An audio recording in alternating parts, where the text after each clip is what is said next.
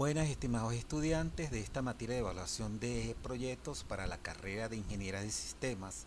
Vamos a darle continuidad a lo que es este estudio, el estudio de mercado, que es fundamental para la factibilidad del proyecto. Que sin ningún proyecto se puede ser factible si no tiene identificado plenamente su mercado. Y para la determinación de ese mercado es necesario la implementación de una serie de técnicas para poder tener la seguridad de que ese consumidor pueda adquirir nuestro producto y a la vez la venta, los ingresos provenientes de la venta de ese producto, darle la sobrevivencia a ese proyecto que cada uno de nosotros deseamos proponer e incorporar al mercado. Bien, el estudio de mercado en su fase de análisis de la demanda es fundamental y ya se ha dicho por qué. Sin embargo, ¿en qué consiste? El análisis de la demanda representa un elemento crítico, fundamental, importante para determinar los flujos de fondos netos de cualquier proyecto. Ya después vamos a ver que los flujos de fondos netos desde el punto de vista contable, a grosso modo es la diferencia entre los ingresos y los egresos que pueda tener cualquier estructura o futura estructura organizativa. La demanda representa el conjunto de consumidores, ya sean humanos, pueden ser las personas que demanden ese bien o servicio, o estructuras organizativas, las cuales requieren satisfacer sus necesidades de insumos en un determinado mercado. No es en cualquier mercado, son mercados específicos.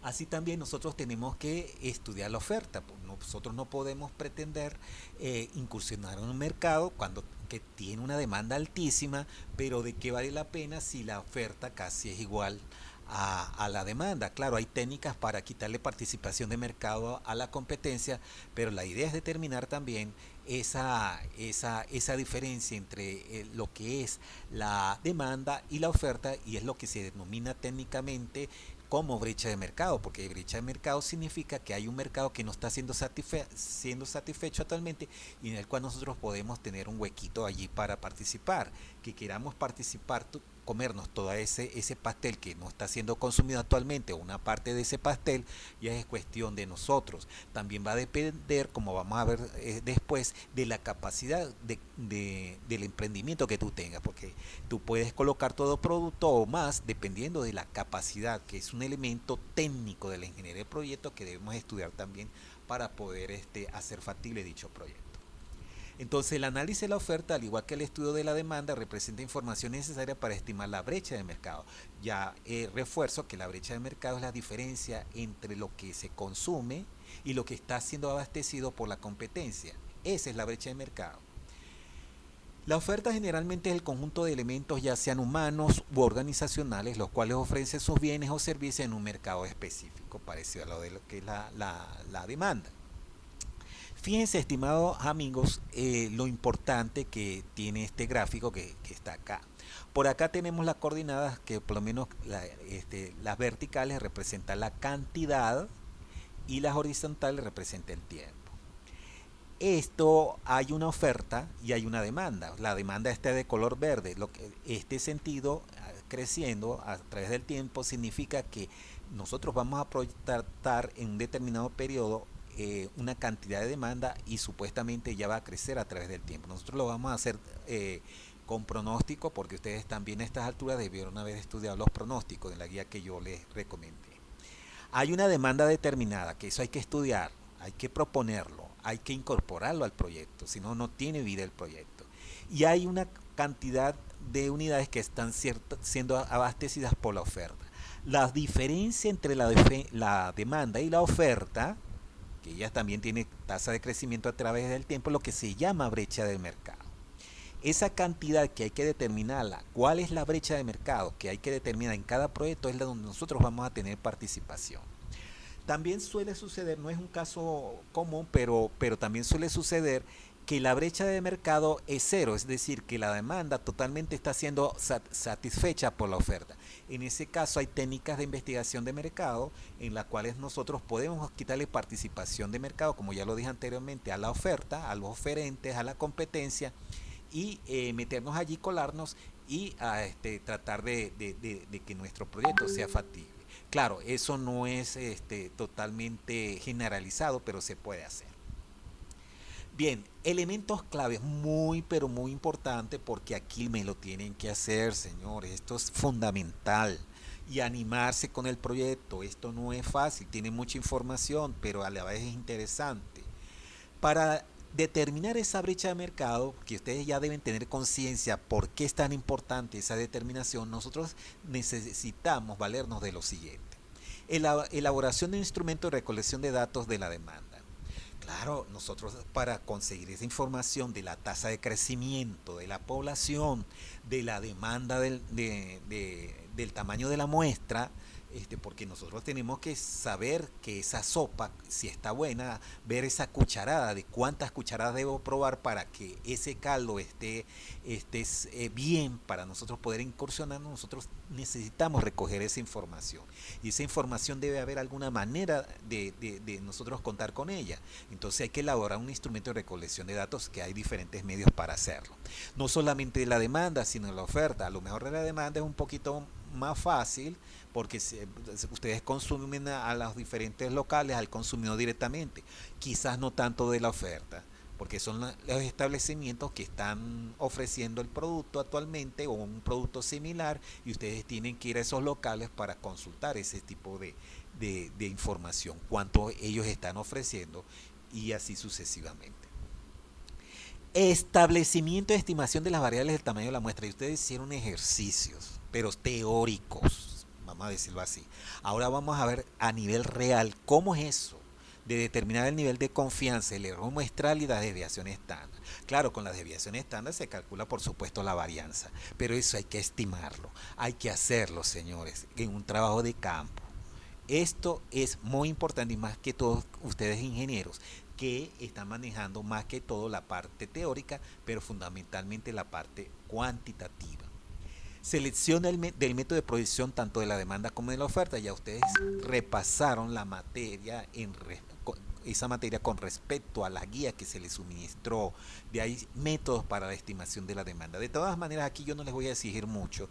Quizás con una tasa de crecimiento poblacional del 1.05% anualmente, nosotros con eso simplemente lo podemos hacer. Pero el que me quiere incorporar un método de provisión de la demanda, dependiendo del tipo de comportamiento de la demanda a través del tiempo, me refiero lo siguiente, por ejemplo, hay productos que no tienen una demanda fija durante todo el tiempo, me refiero a creciendo o decreciente, sino de estacional. ¿Qué pasa? Que tiene dentro de un periodo de tiempo, por ejemplo un año, altibajos, dependiendo de las fechas de las temporadas que se generen dentro de ese periodo de tiempo anual. Por ejemplo, la venta de pinos de Navidad, de árboles de Navidad, la venta de juguetes, la venta de cuadernos, tienen demandas estacionales y no cualquier proyecto de crecimiento directo que con tendencia puede servir, sino métodos estacionales, ¿sí? Entonces de eso lo vamos a hablar después, pero no me interesa que ustedes determinen para la próxima clase la brecha del mercado o al menos el diseño del instrumento. Analicé los precios, señores, de los precios, el que desea el cliente, el que deseamos y el que determina la competencia. Una cosa es cuando ustedes incorporen la pregunta, porque hay que incorporarla al proyecto, eh, consultando a los diferentes consumidores qué precio les gustaría que tuviera tal producto, cuál sería el justo. Ellos por supuesto le van a dar unos precios bajos. Hay unos precios que nosotros también, dependiendo de la estructura de costo, que eso se va a ver en la ingeniería del proyecto, vamos a determinar, y hay un precio que lo determina la competencia. Esa pugna entre lo que es nuestros competidores con respecto a nuestra estructura de costos, ¿sí? El instrumento piloto. Nosotros no podemos aplicar, señores, el instrumento de una vez así y con la información que nosotros recabamos, con eso de una vez eh, eh, eh, transformar y decodificar esa información. Nosotros primero tenemos que hacer un borrador, aplicar una prueba piloto para visualizar, determinar los posibles errores que la prueba pueda contener. Entonces, ese instrumento se llama prueba piloto. Puede ser unas 10, unas 5, unas 7. Es nada más para determinar si lo que se está recabando, eso es lo que nosotros deseamos obtener. Entonces, aplicado mediante cuestionario a través de consultas personales, ya sean por redes sociales, teléfono, etcétera. Sirve para corregir posibles errores del verdadero instrumento a ser aplicado. Ya después que ustedes recogen la prueba piloto y ven, mira, sí, se está más o menos recabando la información que yo quiero, no, esto no es lo que quise, me malinterpretaron, porque al diseñar preguntas no crea que es una cuestión fácil, hay que saber diseñar las preguntas, redactar las preguntas para que el instrumento refleje lo que nosotros realmente deseamos recabar. Una vez que se corrigen esos errores o posibles errores, se redacta o se diseña el instrumento formal a ser aplicado. Entonces el instrumento formal se aplica mediante cuestionario a través de consultas personales, redes sociales, teléfono, etc. Sirve para recolectar información sobre especificaciones. Ustedes tienen que incorporar a ese, no tiene que ser muchas preguntas tampoco, porque si no, nadie las va a responder, sino tiene que ser preguntas concretas. Para que nos sirva para los propósitos que nosotros deseamos establecer dentro del proyecto. Entonces, sirve para recolectar información sobre especificaciones del posible producto, el empaque, dimensiones, no sé, de las especificaciones técnicas que tenga ese producto que ustedes ya tienen en mente. Pero sobre todo sobre la desviación estándar, variable importante para el cálculo de la tamaño de la muestra. Hay que diseñar una pregunta piloto que nos va a decir a nosotros, nos va a dar las orientaciones para determinar el tamaño de la muestra, porque nosotros no podemos diseñar un montón de instrumentos porque entonces eso sería muy costoso y lleva mucho tiempo, ni tampoco podemos diseñar instrumentos muy pequeños de poca monta, de poca cuantía, porque la información que se va a recolectar allí no es generalizable, o sea, no es representativa. Para determinar el tamaño de la muestra se necesita el nivel de confianza, el cual estos estudios son descriptivos. Siempre se recomienda que sea del 95%. Siempre, señores, en este tipo de estudios, porque no son estudios de laboratorio, necesariamente son estudios de campo. Y en todos los estudios de campo, en la mayoría de los casos, el nivel de confianza es del 95%. Ya para la fórmula, el tamaño de la muestra, ya sea por medias o por porciones, ya tenemos un 95% de nivel de confianza. El error muestral siempre se recomienda, ustedes, yo no sé, que ustedes ven una encuesta, ustedes que siempre en los términos políticos siempre nos deben decir el error muestral, de cuánto es la dimensión. Un error de muestral que ya sea del 4 o 5% es demasiado.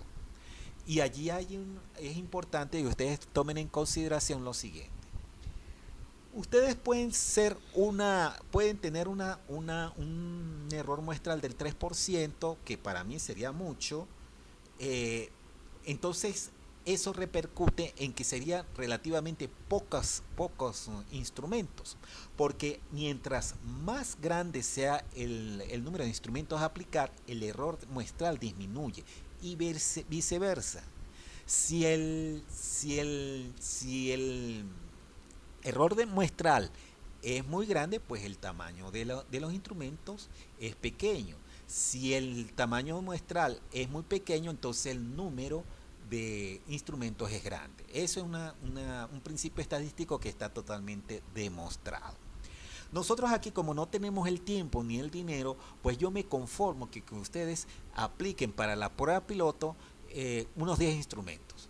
Y para el instrumento formal, unos 15 instrumentos. Eso hay que aplicarlo, señores, y decodificar la información en gráficos de torta. Eso hay que hacerlo.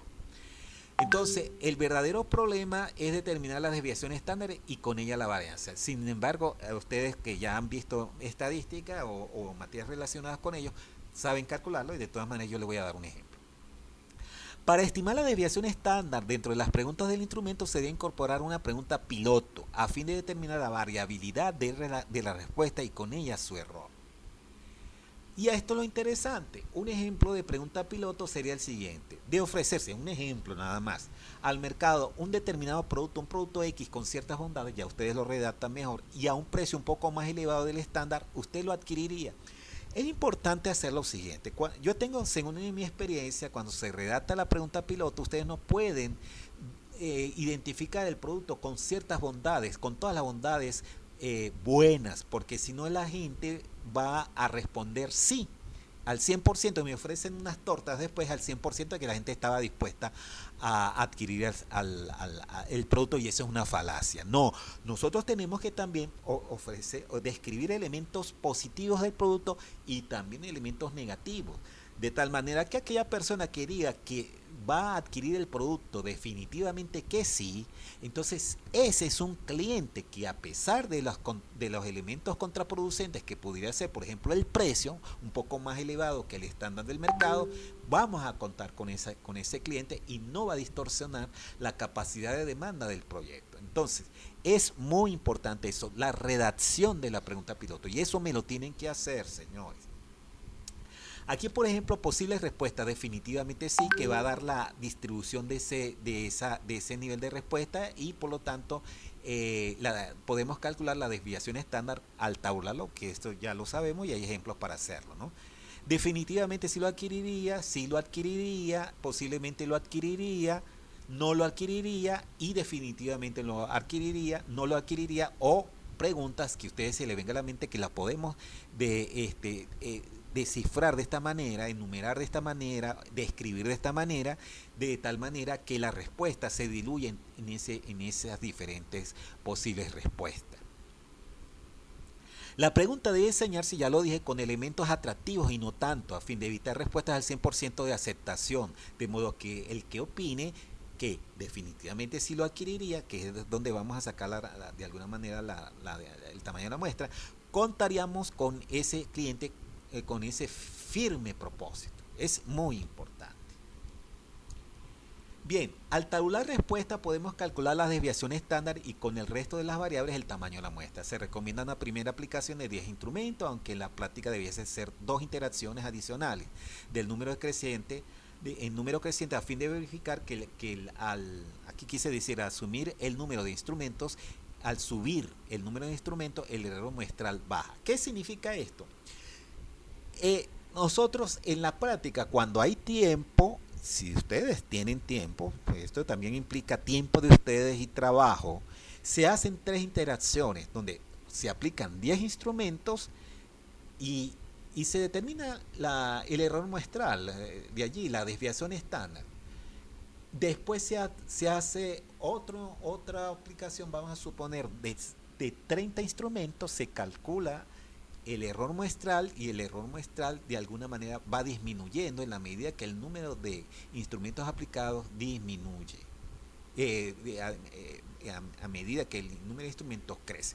Pero eso es costoso y lleva tiempo. Yo me conformo con 10 instrumentos de poquitas preguntas, máximo 7, 10 preguntas que ustedes pueden consultar a las personas que estén relacionadas con este medio. Pero hay que hacerlo, señores, porque es la única manera de que ustedes aprendan esto y valoren lo que se está haciendo. Además, ya dije, esto sirve para retroalimentar un proyecto que lo pueden tener de borrador y que se sabe si ustedes lo pueden implementar seriamente después. Entonces, no solamente debemos quedarnos con esta, hay que incorporar otras preguntas para obtener información sobre la tasa de consumo. Esto es importante, a veces no incorporan preguntas sobre la tasa de consumo por unidad de tiempo del producto. Por ejemplo, de adquirirse este producto, ¿cuántos productos, dependiendo del tipo también del producto, usted adquiriría por unidad de tiempo en un año? No, yo adquiriría ese producto cada 2 años, cada 3 años, 5 veces al año. La tasa de consumo es importante para determinar la cuantía de la demanda y después proyectar. Entonces, incorporar otras preguntas, las que ustedes quieran, claro, que no se haga el instrumento muy largo tampoco, porque es más trabajo, sino lo básico, lo importante. Incorporar otras preguntas para obtener información sobre la tasa de consumo por unidad de tiempo del producto, los precios, señores. Mira, tal producto con tales especificaciones, ¿a qué precio cree usted que sea lo justo de incorporar? Y otras especificaciones. Ustedes me van a hacer un borrador lo antes posible y me lo van a enviar para yo más o menos visualizar cómo está ese instrumento, para que no vayan a meter la pata al aplicarlo. Proyectar con la información recabada la demanda y la oferta. Eso hay que hacerlo, señores, y eso vale nota. Además, cuando ustedes lo hacen, van a sentir algo positivo, porque no es solamente números y cuestiones teóricas, sino que estamos aplicando cosas de campo en la vida real. Bueno, muchachos, yo espero que ustedes recapaciten y que tomen conciencia de esto, y que ustedes pues puedan hacer un trabajo interesante, que no es amargar la vida, sino que esto tiene un fin de su formación, no solamente profesional, sino su formación como personas íntegras que van a colocarse posteriormente y espero con éxito en un mercado que los está necesitando arduamente para que ayuden a la solución de los problemas económicos y operacionales que cualquier país pueda atravesar. Muchas gracias, nos vemos entonces o nos escribimos, nos hablamos hasta la próxima clase.